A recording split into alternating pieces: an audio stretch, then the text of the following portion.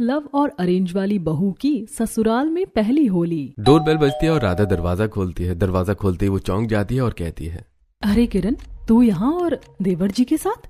हाँ राधा, सुमित मेरा बॉयफ्रेंड है, लेकिन तू यहाँ? अच्छा, तो यही तेरा ससुराल है? भाभी आप दोनों एक दूसरे को पहले से ही जानते हो?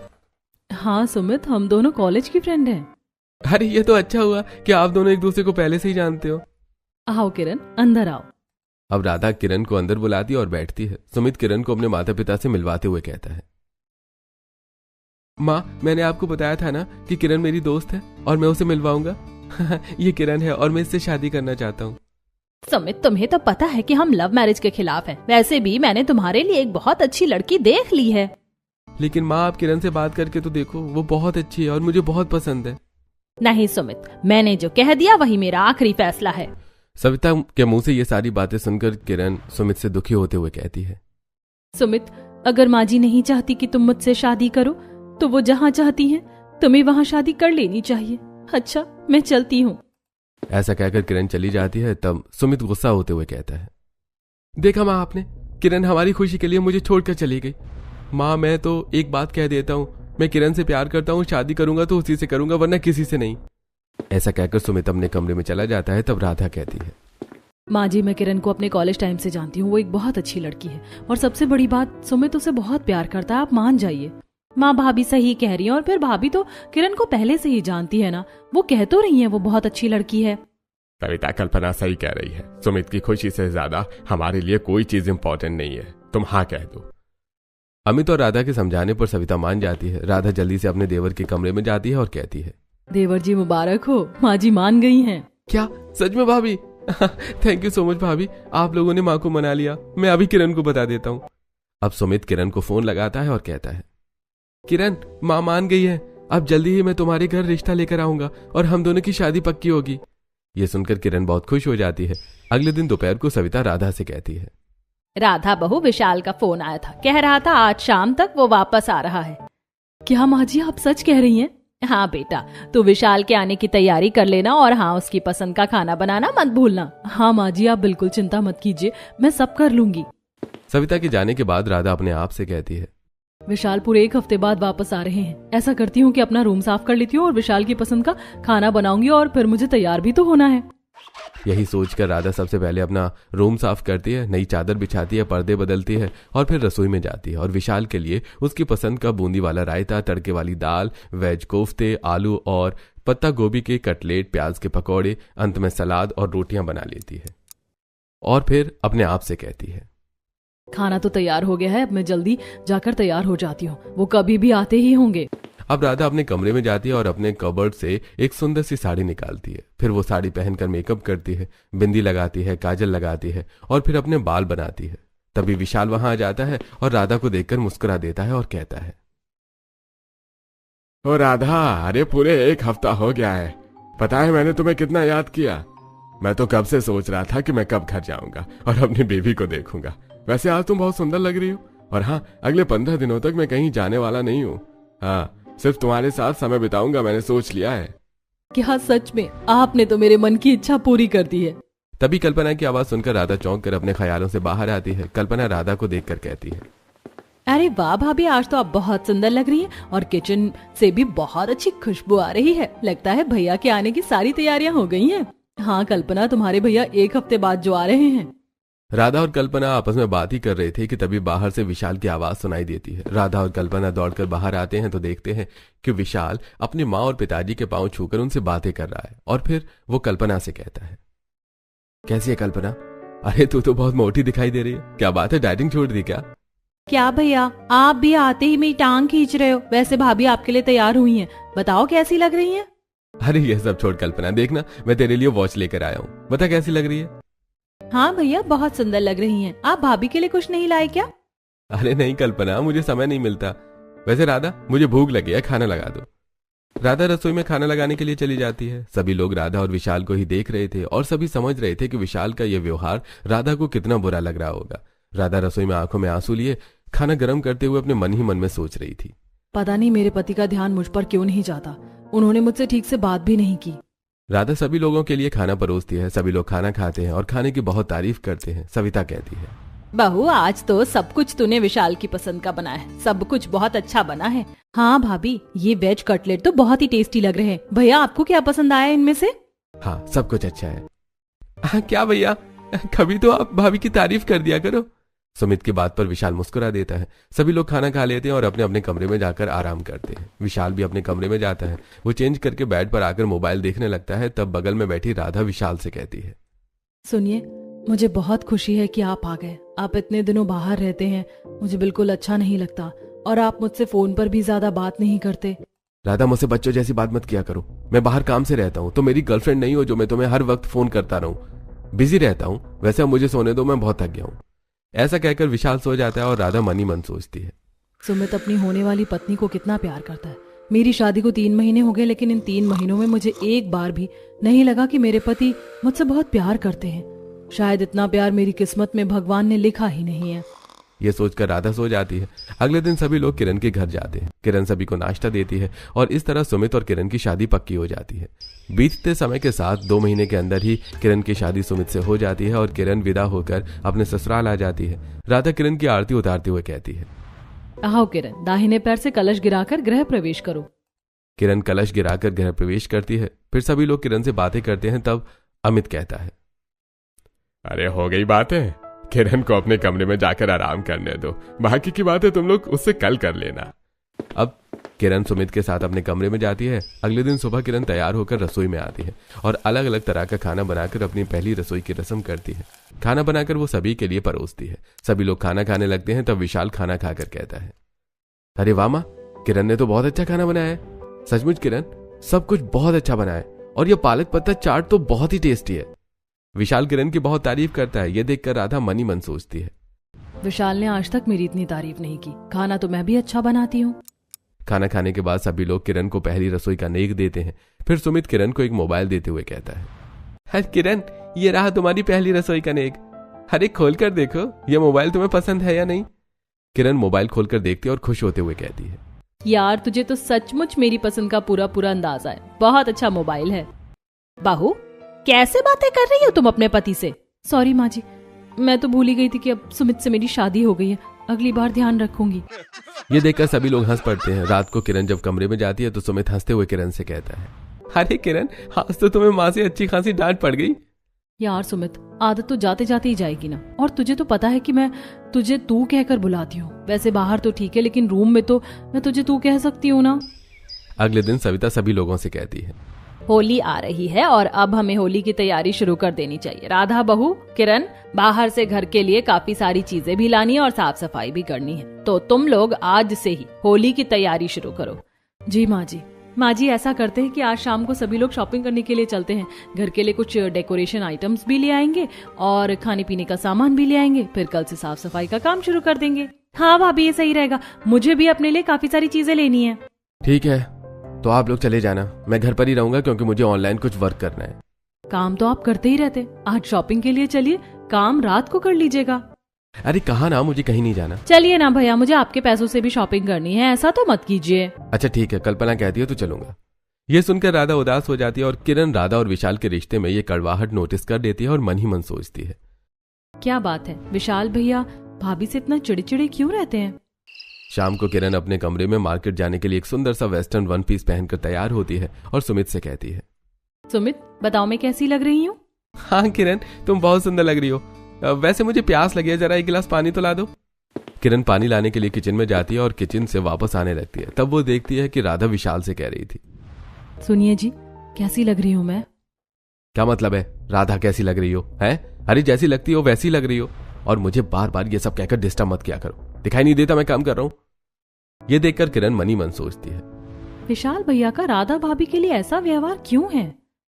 थोड़ी देर बाद सभी लोग शॉपिंग के लिए मॉल जाते हैं और अपनी अपनी पसंद की चीजें देखना शुरू करते हैं। सुमित एक सुंदर सा ड्रेस देखकर किरण से कहता है, किरण देखो ये ड्रेस तुम पर बहुत सुंदर लगेगी और इसका कलर भी कितना प्यारा है, तुम ये ले लो। किरण सुमित की बात पर वो ड्रेस ले लेती है और फिर सुमित कहता है, किरण तुम इस ड्रेस के साथ मैचिंग झुमके और सैंडल, साथ में पर्स भी लेना, और हाँ अपना फेवरेट परफ्यूम लेना मत भूलना। हाँ सुमित, सब कुछ ले लेंगे, पहले भाभी की शॉपिंग करवा ले। भाभी वो देखो सामने साड़ी का काउंटर है, वहाँ बहुत सुंदर सुंदर साड़ियाँ दिखाई दे रही हैं, चलो वहाँ चलते हैं। सभी लोग उस काउंटर पर पहुंचते हैं। राधा को एक साड़ी बहुत पसंद आती है। तब किरण कहती है, राधा भाभी आप विशाल भैया से पूछ लो कि साड़ी कैसी लग रही है। अब राधा विशाल से कहती है, विशाल बताइए ना साड़ी मुझ पर कैसी लगेगी। विशाल फोन चलाते हुए कहता है, राधा अगर तुम्हें पसंद है तो ले लो, पूछने की क्या जरूरत है। विशाल की बात सुनकर राधा उदास हो जाती है। तब किरण तुरंत उससे कहती है, वैसे राधा भाभी ये कलर आप पर बहुत सुंदर लगेगा, आप ये ले लीजिए। हाँ भाभी, और आप जो भी पहनती हैं आप पर सब कुछ सुंदर लगता है। हाँ, क्योंकि राधा भाभी लाखों में नहीं करोड़ों में एक है। उनकी तरह तो कोई दूसरा पीस मैन्युफैक्चर ही नहीं हुआ।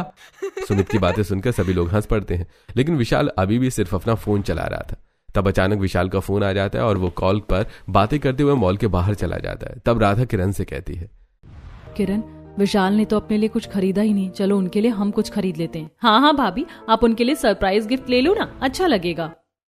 अब किरण राधा को एक शर्ट और एक परफ्यूम दिलाती है। उसके बाद किरण कहती है, माँ जी पिताजी हमने अपने कपड़े तो ले लिए, अब चलिए पूजा का सामान, रंग और पिचकारी अभी खरीद लेते हैं। हाँ बहू ठीक है, देखो होली के सामान का काउंटर अंदर है, चलो चलते हैं। अब सभी लोग होली के सामान के काउंटर पर पहुंचते हैं और अलग अलग तरह के रंग और डेकोरेशन का सामान भी खरीदते हैं। शॉपिंग खत्म होने के बाद वो लोग एक रेस्टोरेंट में जाते हैं और अपनी अपनी पसंद का खाना ऑर्डर करते हैं। सुमित बार बार किरण को अपने हाथों से खाना खिला रहा था। ये देखकर राधा मन ही मन सोच रही थी, देवर जी अपनी पत्नी को कितना प्रेम करते हैं, और एक मेरे पति हैं जिन्हें मेरी बिल्कुल भी परवाह नहीं है। राधा के सास ससुर नंद, देवर और देवरानी को भी विशाल का ये रूखा व्यवहार बहुत बुरा लग रहा था, लेकिन फिर भी सभी चुप थे। खाना खाने के बाद सभी लोग घर वापस आ जाते हैं। रात को राधा अपने बिस्तर पर आती है और अपना सिर पकड़कर विशाल से कहती है, आज मेरे सिर में बहुत दर्द हो रहा है, शायद इतनी देर बाहर रहने की वजह से। हाँ तो ठीक है राधा, बाम लगा लो, आराम आ जाएगा। हाँ यही ठीक रहेगा। ऐसा कहकर राधा दराज में बाम ढूंढती है, लेकिन बाम वहां नहीं था। तो राधा कहती है, अरे बाम तो यहाँ है ही नहीं। ऐसा करती हूँ किरण के कमरे से बाम मांग कर ले आती हूँ। राधा किरण के कमरे में बाम मांगने के लिए जाती है तो देखती है कि सुमित किरण का सिर दबा रहा था। ये देखकर राधा कहती है, सॉरी, लगता है मैं गलत समय पर आ गई। अरे नहीं नहीं भाभी, ऐसी कोई बात नहीं है। अब वो तो इस पागल का सिर दर्द कर रहा था, इसलिए मैंने सोचा कि बाम लगा देता हूँ। ये पागल मत कहना मुझे। सॉरी सॉरी, मैं भूल ही गया था कि पागल को मुंह पर पागल नहीं कहते।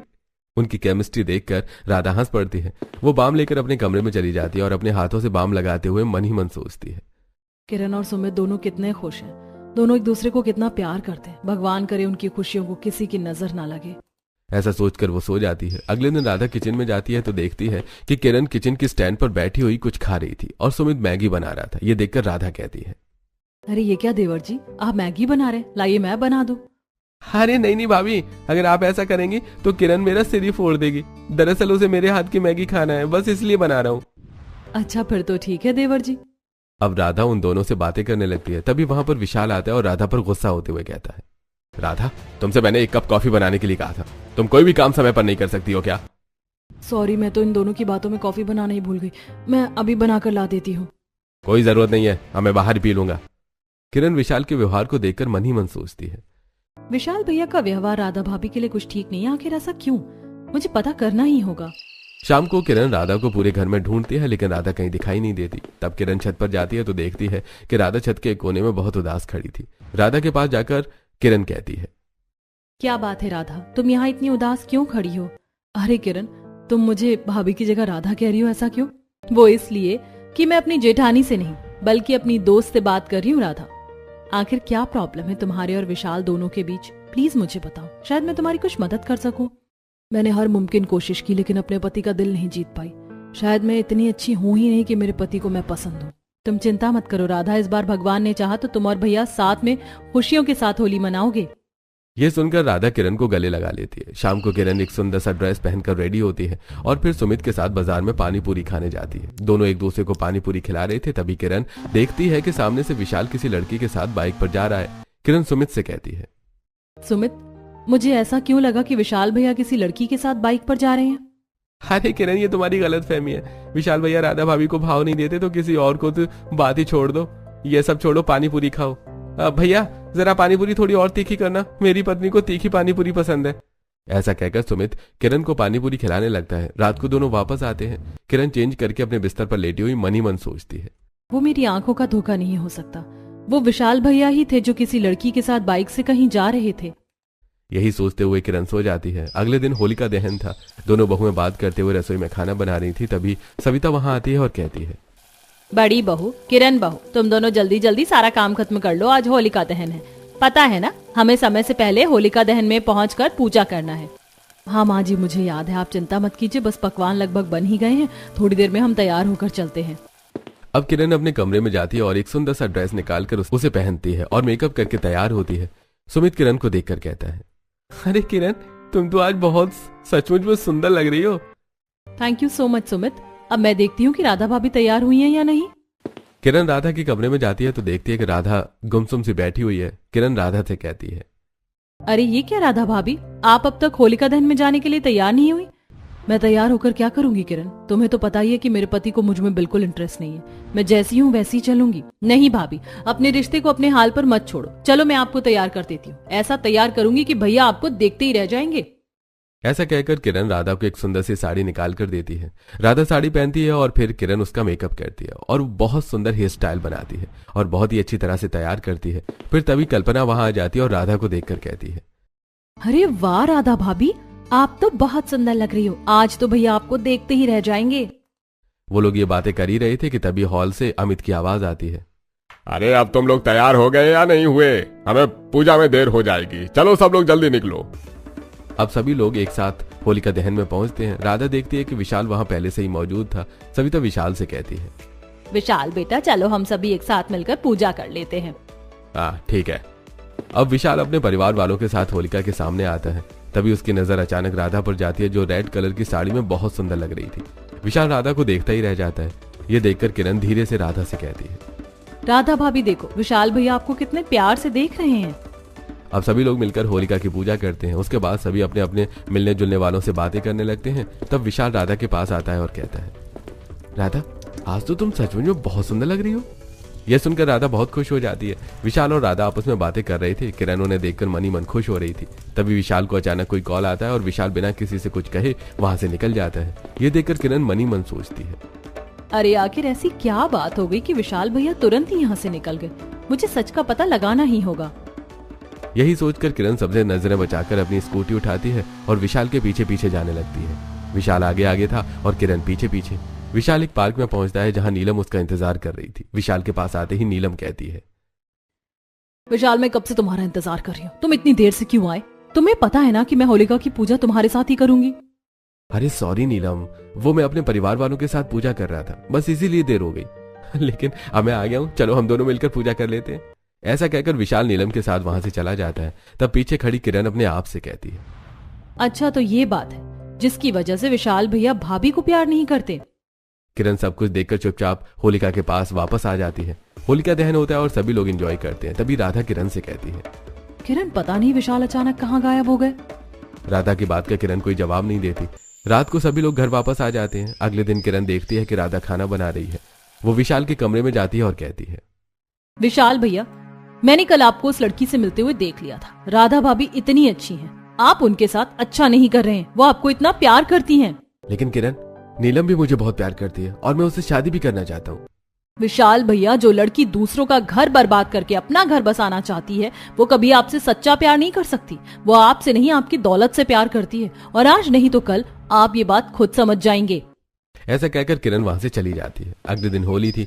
किरण और सुमित एक दूसरे को रंग लगाते हैं और होली विश करते हैं। विशाल सुबह ही उठकर किसी काम से बाहर चला गया था, इसलिए राधा अपने कमरे में उदास बहुत बैठी हुई थी। थोड़ी देर बाद राधा अपने बाल सुखाने के लिए बालकनी में आती है और देखती है कि आसपास के घरों में सभी पति पत्नी एक दूसरे के साथ रंग खेल रहे हैं। ये देखकर राधा मन ही मन सोचती है, कितने खुश हैं सभी लोग एक दूसरे के साथ। मुझे भी इस होली का इंतजार था कि शायद विशाल मुझे रंग लगाए और मेरे जीवन में रंग आ जाए, लेकिन इतने रंगों के होते हुए भी मेरा जीवन बेरंग है। शायद यही मेरा भाग्य है। तभी किरण वहां आती है और राधा को उदास देखकर कहती है, राधा भाभी, आप इतनी उदास मत होइए। मुझे विश्वास है कि आज भैया आपके पास लौट आएंगे। किरण को देखकर राधा मुस्कुरा देती है। थोड़ी देर बाद राधा अपने कमरे में जाती है और विशाल को फोन करके कहती है, सुनिए जी, आज तो होली का दिन है और आप सुबह से ही घर में नहीं हैं। कब तक आएंगे? मुझे आपके साथ होली खेलनी है। राधा, मैं काम कर रहा हूँ, मुझे फोन करके परेशान मत करो, और मुझे तुम्हारे साथ होली नहीं खेलनी है। मुझे आने में देर हो जाएगी, मेरा इंतजार मत करना। ऐसा कहकर विशाल फोन रख देता है और अपने आप से कहता है, यार मुझे राधा को बार बार इस तरह अवॉइड करना अच्छा नहीं लगता। आज मुझे नीलम से अपनी शादी की बात करनी ही होगी। यही सोचकर विशाल नीलम के घर जाता है और उससे कहता है, नीलम, तुम्हारी वजह से मैं राधा को बार बार हर्ट करता हूँ। मुझे ऐसा लगता है कि अब हम दोनों को शादी कर लेनी चाहिए। देखो विशाल, जब तक तुम अपनी पत्नी को तलाक देकर अपनी जायदाद को अपने नाम पर ट्रांसफर नहीं कर लेते, तब तक मैं तुमसे शादी नहीं कर सकती। लेकिन नीलम, तुम तो मुझसे प्यार करती हो ना, और आखिर में एक अच्छी खासी जॉब में हम दोनों की जिंदगी आराम से कट सकती है। नहीं विशाल, मैं किसी साधारण जॉब वाले लड़के से शादी नहीं कर सकती। और वैसे भी मैंने राहुल को प्रपोज किया था, वो मान गया है। राहुल तुमसे भी कहीं ज्यादा अमीर है, इसीलिए थोड़ी ही देर में वो होली खेलने मेरे घर भी आ रहा है, और आज हम दोनों कोर्ट मैरिज भी कर लेंगे। ये सुनकर विशाल के होश उड़ जाते हैं। वो कहता है, मैं तुम्हारे लिए अपनी सीता जैसी पत्नी को हमेशा अवॉइड करता रहा, उसे तकलीफ पहुंचाई, और कितने कितने दिनों तक मैं तुम्हारी वजह से बाहर रहता रहा, और तुमने आज मुझसे इतनी बड़ी बेवफाई की। देखो विशाल, कम से कम तुम्हें तो मुझे ब्लेम करने का कोई हक नहीं बनता। अगर मैंने तुमसे बेवफाई की तो तुमने कौन सी अपनी पत्नी के साथ वफादारी की? नीलम, तुम सच कह रही हो। मैंने जो बोया था आज वही पाया है। आज मैं हमेशा हमेशा के लिए अपनी पत्नी के पास वापस लौट जाऊंगा। ऐसा कहकर विशाल अपनी कार से वापस अपने घर की तरफ निकल पड़ता है। वो अपनी कॉलोनी में पहुंचता है तो देखता है कि राधा शराब पीकर मोहल्ले के लड़कों के बीच में खड़ी है और कह रही है, मेरे पति को मुझसे प्यार ही नहीं है। देखा, उन्होंने मुझे अब तक रंग भी नहीं लगाया, इसीलिए मैंने सोचा कि अब मैं ढेर सारे बॉयफ्रेंड बनाऊंगी। बताओ, तुम में से किस किस को मेरा बॉयफ्रेंड बनना है? अरे भाभी जी, आप जैसी सुंदर औरत का बॉयफ्रेंड कौन नहीं बनना चाहेगा। अरे हाँ भाभी जी, कमल सही कहता है, हम सब आपके बॉयफ्रेंड बनना चाहते हैं। ठीक है, तो फिर देर किस बात की? मुझे तो मेरे पति ने रंग नहीं लगाया, चलो तुम सब मिलकर मुझे रंग लगाओ। सभी लड़के मिलकर राधा को रंग लगाने लगते हैं। यह देखकर विशाल जोर से चिल्लाता है। विशाल अपनी सोच से बाहर आता है और तभी वो गाड़ी में ब्रेक लगाता है और अपने आप से कहता है, नहीं नहीं नहीं नहीं, ऐसा नहीं होने दूंगा। मैं ऐसा होने से पहले ही राधा को अपने प्यार के रंग में रंग लूंगा। ऐसा कहकर विशाल जल्दी से अपने कमरे में जाता है जहां राधा उसका इंतजार कर रही थी। विशाल राधा को गले लगाता है और कहता है, राधा, मुझे माफ कर दो। मैंने हमेशा तुम्हें इग्नोर किया, लेकिन आज के बाद ऐसा कभी नहीं होगा। मैं समझ चुका हूं कि मुझे तुमसे अच्छी लड़की नहीं मिल सकती। राधा बहुत खुश हो जाती है। वो भी विशाल को रंग लगाती है और फिर गले लगा लेती है। पीछे खड़ी किरण ये सब देखकर बहुत खुश हो रही थी। फिर पूरा परिवार एक साथ होली मनाता है और इस तरह राधा के जीवन में सब कुछ ठीक हो जाता है।